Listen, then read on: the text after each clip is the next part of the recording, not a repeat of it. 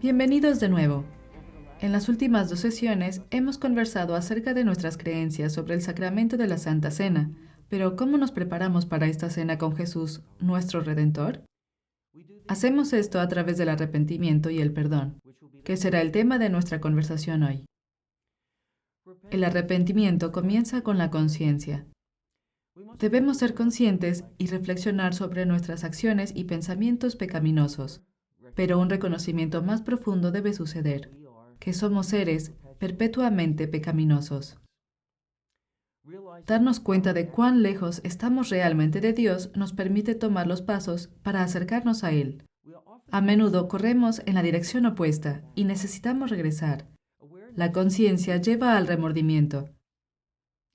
Nuestra relación rota con Dios nos causa dolor y nos causa tristeza, especialmente cuando se compara con la bondad y el amor que Él ofrece. A medida que experimentamos esta conmoción y dolor internos, confesamos nuestros pecados a Dios. El apóstol Juan nos recuerda que, si confesamos nuestros pecados, Él es fiel y justo para perdonar nuestros pecados y limpiarnos de toda maldad. Esta es una oración que podemos practicar a diario, exponiendo continuamente nuestras almas a Dios en confesión. Y finalmente pedimos su perdón y su fuerza para ayudarnos en nuestra determinación a cambiar. Habiendo recibido el perdón nosotros, nos impulsa a andar en el camino del perdón y la reconciliación con nuestro hermano, hermana o prójimo. Y al orar conjuntamente en el Padre Nuestro, perdónanos nuestras deudas como también nosotros perdonamos a nuestros deudores.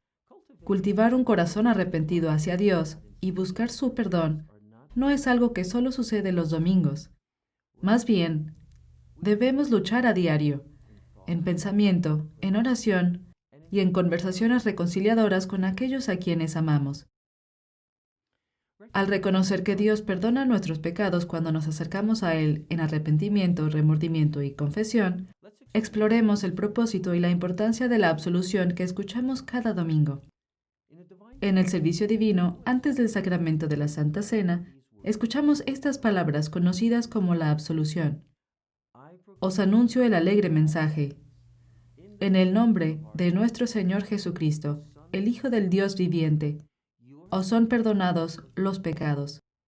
La paz del resucitado sea con vosotros. Amén. Estas palabras son la seguridad del perdón de Dios. Nos recuerdan su voluntad de darnos un nuevo comienzo por el mérito del sacrificio de Cristo y la promesa de que el Señor nos ama y nos acepta, sin importar cuántas veces fallemos. Jesús es el único que perdona nuestros pecados, no el ministro. Pero la oportunidad de escuchar esas palabras que nos son pronunciadas es algo que no podemos dar por sentado, ya que estas son palabras de consuelo para un pecador arrepentido. Permítanme utilizar dos personajes familiares para ilustrar esto: Pedro y Judas. Como hemos experimentado recientemente el Viernes Santo y la Pascua, profundicemos nuevamente en sus historias. Judas traicionó a Jesús en manos de los soldados, lo que llevó a su arresto y crucifixión. Mientras Jesús estaba siendo juzgado y golpeado, Pedro negó conocerlo 3 veces. Pedro negó a Jesús y sin embargo experimentó el gozo y la vida de la Pascua.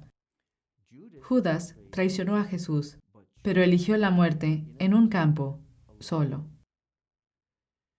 Ambos sentían remordimiento. Leemos en los Evangelios que después de su negación, Pedro lloró amargamente y Judas estaba lleno de remordimiento. Sin embargo, Judas no llegó a ver las heridas de Jesús resucitado, ni a escucharlo decir, paz a vosotros, en la presencia de los discípulos, ni a desayunar con él en la playa, ni a experimentar el gozo y la maravilla de Pentecostés. Judas es conocido como el villano de la historia, mientras que Pedro se convirtió en la roca sobre la cual la iglesia fue edificada. ¿Cuál es la diferencia entre Judas y Pedro? Pedro se arrepintió y regresó al círculo de los discípulos. Judas se arrepintió de sus acciones y huyó. En aislamiento, Judas no pudo experimentar la gracia de Dios. Avergonzado, se apartó de la comunidad en la que podría escuchar y experimentar palabras de perdón. Él no pudo crear para sí mismo la palabra de gracia de Dios, y nosotros tampoco podemos.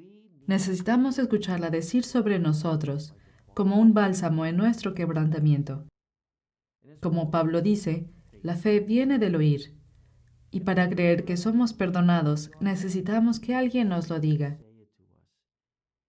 Y esto es lo que Jesús les dio a sus apóstoles la autoridad para hacer: anunciar el perdón, predicar el perdón en su nombre. Es escuchando que se nos da la certeza del perdón, el amor y la paz de Cristo. Al aceptar esas palabras, podemos prepararnos para tener comunión con Jesucristo, nuestro Salvador.